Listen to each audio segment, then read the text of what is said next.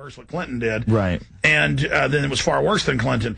Now with Obama, Bush tripled the size of government. Now Obama's saying he's going to expand it even more. He's saying change is even bigger government, bigger state, but the people coming in and these youth brigades and 18 to 24, and it's now on the White House website, forced service, but it's a domestic draft where you do stuff for the government domestically. That's 180 degrees from the Bill of Rights, the Constitution. So segueing into that, what do you think of the change, and it is change, more of the same, but of Barack Obama? Well, I'm definitely apprehensive of a bigger government, no matter what. I mean, a bigger government, to me, sounds like more possibilities for problems, but a bigger government that's not this government, you know? I mean, maybe what he's going to do will add to it in a positive way. Well, I'll tell you, he's totally on the bank. I mean, he is the man of the bankers. He got the banker takeover bill, which then they bait and switch and didn't spend for what they said, and now they're saying the money's secret.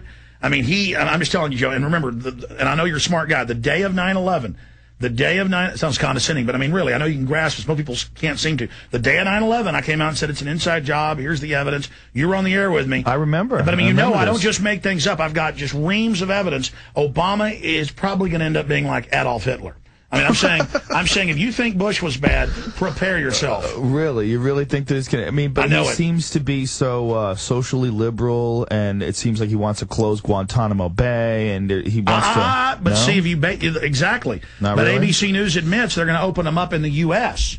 He's shutting that one down, paying lip service that he's against it, while opening more and leaving the ghost sites in Europe, you know, the real camps open. And what are these real camps in Europe? There's torture camps? Oh, yeah. They're in Romania. They're in Latin America. They are in Jordan. They're in Egypt. They're in Poland. They're in Czech Republic. And it is... Now, but let me ask you this. If you think that the New World Order is in control of the world and then they manipulate the world's government, why do they need a Guantanamo Bay? Why do they need to torture some Because they need... Well, why did the Catholic Church need to have inquisitors who tortured people to say they'd committed these crimes or witchcraft? Because they had to legitimize the whole suppression thing they were doing. They torture you to get fake confessions. Here's an example. 3 weeks ago, they roll in, 6 defendants out of Guantanamo. They've been held between 7 and 5 years. You know, they were picked up different times. And they go, they're about to plead guilty. And they walk them in, and no video's allowed, but the press is there. And they say, how do you plead? I've been tortured. Don't execute me. It's fake. But then that was barely in the news. But that was in the news. And so they're canceling these trials because they've got to take them back and torture them some more. Well, this is also the first administration in a long time that used mercenaries, right? Yes, and they're keeping all of that. Blackwater is not only doing that overseas stuff, they're also involved in the war on drugs. In California. Yeah, they're going after medical marijuana dispensaries. It's incredible. I mean, there's photos. They confiscated guns in New Orleans. Oh.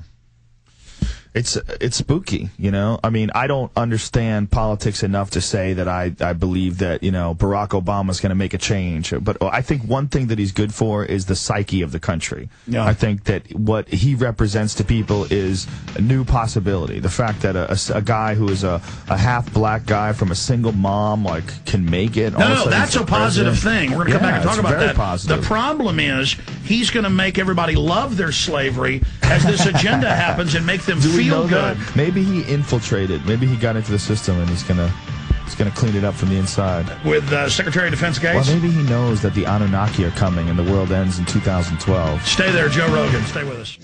Another kid.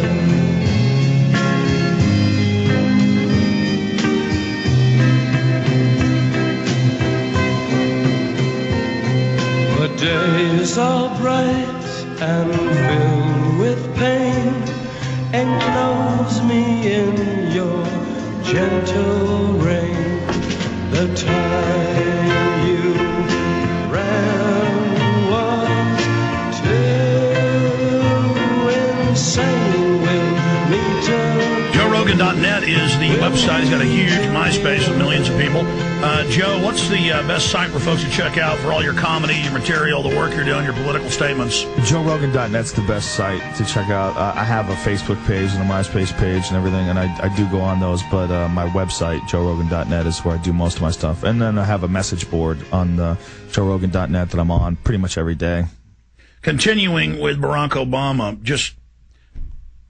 he's created a separate USAService.org, never before done, under himself, private.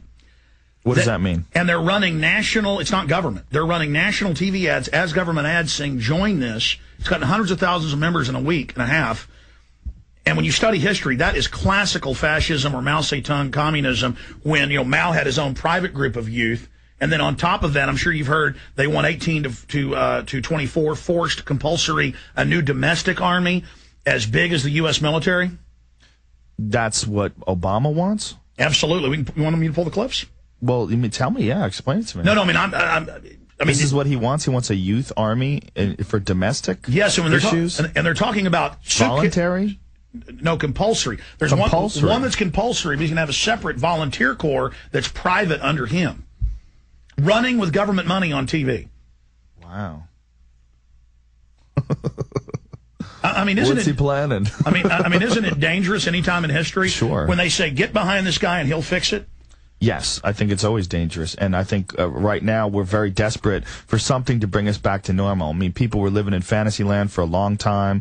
They got wealthy with very little effort. And I think people just want that to come back again. They want our economy to blossom to the ridiculous proportions that it was in the past. So they'll drink the Kool-Aid if the Kool-Aid server claims they'll bring Valhalla back. Right. Well, but who knows what his motivation is? I mean, his motivation may be pure. I mean, his motivation may very well be that he's trying to fix the predicament that we're in. Or he may be a New World Order shill, ladies and gentlemen. I have him on video calling for a New World Order. Oh, what does he say? He said we all want a New World Order. Is that what he said? Yeah.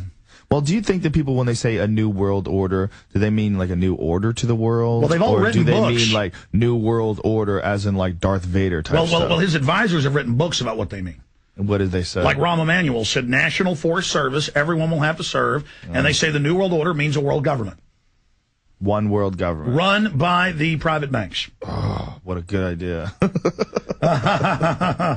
It's so ridiculous. I mean, we're never going to get to the point where, I give you gold and you give me a side of beef. We're not going to get to that spot anymore. It's always going to be dictated by money and credit, and things just get so ethereal. They just get so because they control intangible. it, and because they control that ether, they rule. I showed you this article out of the L.A. Times 2 days ago. What is this? The woman's children spilt the Bloody Mary, were fighting, so she spatted one on the leg. She hit it. She hit the kid? Well, but she wasn't charged because spanking isn't illegal. Hurting them is. Okay. She was charged with a disturbance as a terrorist on a plane. Right. And is given a big prison sentence. Let me just read it. A prison sentence? In-flight confrontations can lead to terrorism charges. Reporting from Los Angeles and Oklahoma City, Tamara Jo Freeman was on the Frontier Airlines flight to Denver in 2007 when her two children began to quarrel. She's a reporter. Over the window shade and then spilled a Bloody Mary in her lap. She spanked each of them on the thigh with 3 swats. It was a small incident, but one that highlighted the anxiety of September 11th attacks would eventually have enormous ramifications for Freeman and her children. A flight attendant confronted Freeman, who was reported by hurling a few profanities, and then it goes on. The incident aboard the Frontier flight ultimately led to Freeman's arrest and conviction for a federal felony defined as an act of terrorism under the USA Patriot Act, the controversial federal law enacted after 2001 attacks in Washington. They arrested her, didn't allow her to have a lawyer under terror charges for 3 months till she pled guilty. So she was locked up for 3 months? Until she pled guilty. See, that's what they do in the Patriot Act. But then it goes on to say 200 people alone on flights charged with terrorism for as much as arguing. It says that. Well, they do have, like, a lot of flight attendants especially, do have this crazy attitude. Like, when they tell you to shut off your phone if you didn't listen to them, if you weren't paying attention, and they'll come over you like they're soldiers. It gets like they have the power to get rid of you. Sir, I will ask you off this plane. Like, whoa. Joe, stay there. Quick break, long segment coming up. You want to take calls? Yes. 800-259-9231.